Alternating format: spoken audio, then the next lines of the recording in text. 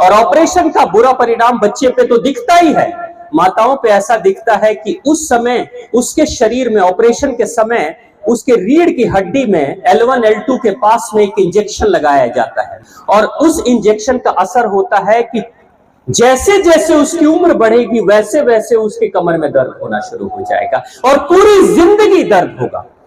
दूसरे दिन जन्म दे रही है बच्चे को, उसके एक दिन पहले तक जिसके घर में नौकर चाकर हैं काम करने वाले, वो भी महिला अपने घर के कमरे को, जिस कमरे में पोछा लगा है, सफाई हुई है, बाल्टी उठाती है, पोछा लेती है और बैठ के उसी पोछा लगे हुए कमरे में पोछा मारती है। क्यों भाई?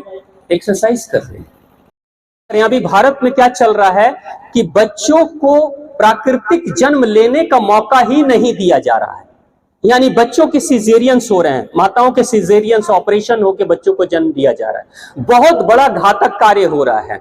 जो बच्चे सिजेरियन से पैदा होते हैं अक्सर सामान्य रूप से पैदा होने वाले बच्चों की तुलना में उनकी शारीरिक मानसिक शक्ति कमजोर होती है, क्योंकि ऑपरेशन के बाद जन्म के समय उसके शरीर पे जो प्रेशर्स पड़ते हैं, उस प्रेशर के कारण से उसके सेल्स, बहुत सारी कोशिकाएं जग जाती हैं, शरीर के अंग कार्य करने लगते हैं।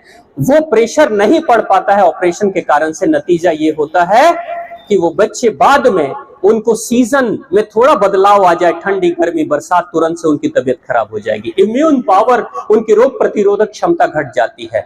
ये उन माताओं के लिए मैं कहना चाहता हूं जो माताएं चाहती हैं कि हमारे बच्चे मजबूत बने, बेटियां झांसी की रानी जैसे बने, तो बेटा हो तो दारा सिंह जैसा पहलवान बने, तो कोई ये बने वो बने और बड़े साइंटिस्ट बने। अगर कोई माता और पिता ऐसा सपना देख रहे हैं तो याद रखिएगा कि दारा सिंह बिस्तर पे सोने से नहीं बनता, संघर्ष करने से बनता है।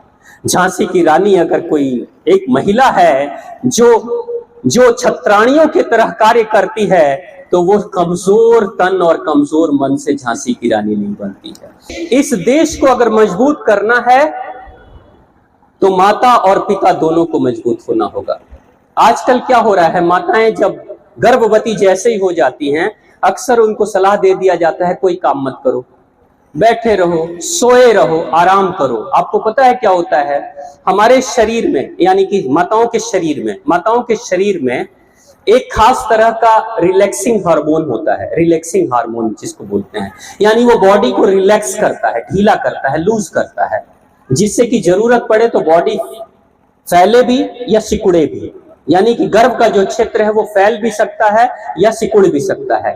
तो वो रिलैक्सिंग हार्मोन होता है। रिलैक्सिंग हार्मोन किसी भी माँ के शरीर में बनना कम हो जाता है जो लगातार 9 महीनों तक आराम कर रही हो, यानी जो जितना ही कम काम करेगी उतना ही रिलैक्सिंग हार्मोन कम बनेगा।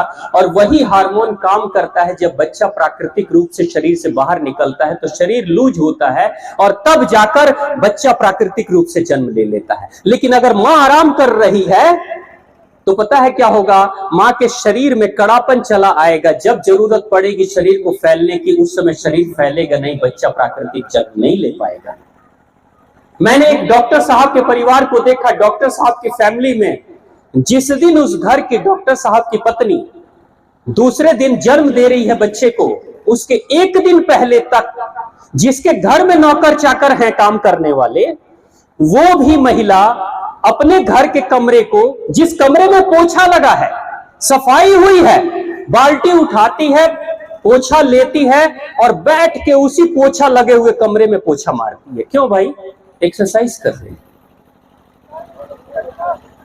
आप देखिए कि वो काम नहीं है तो भी काम ढूंढ के काम कर रही है, और वहीं पे हम सामान्य महिलाओं को कह देते हैं बेटा आराम करो, बस आराम करोगे सब ठीक हो जाएगा। और ऐसे ही महिलाएं ज्यादातर जब जाती हैं तो उस समय बच्चे के प्राकृतिक जन्म नहीं होता है और तब जाकर सिजेरियन ऑपरेशन किया जाता है। और ऑपरेशन का बुरा परिणाम बच्चे पे तो दिखता ही है, माताओं पे ऐसा दिखता है कि उस समय उसके शरीर में, ऑपरेशन के समय उसके रीढ़ की हड्डी में L1 L2 के पास में एक इंजेक्शन लगाया जाता है और उस इंजेक्शन का असर होता है कि जैसे जैसे उसकी उम्र बढ़ेगी वैसे वैसे उसके कमर में दर्द होना शुरू हो जाएगा और पूरी जिंदगी दर्द होगा।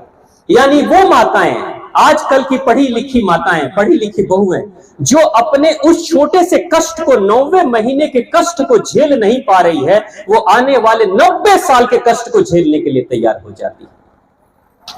ये ऐसा हो रहा है। तो आप समझाएं उन माताओं को, उन बहनों को कि आप अपने शरीर से काम कराओ, चलो फिरो, नहीं तो धीरे धीरे रिलैक्सिंग हार्मोन बनना बंद हो जाएगा और आप तो कमजोर होगी ही। इंजेक्शन लगाने से, ऑपरेशन कराने से गैस की समस्या बढ़ जाती है, एसिडिटी की समस्या बढ़ जाती है, जिस माताओं के शरीर में ऑपरेशन एक बार हो गया तो, और बच्चे भी कमजोर हो जाते हैं।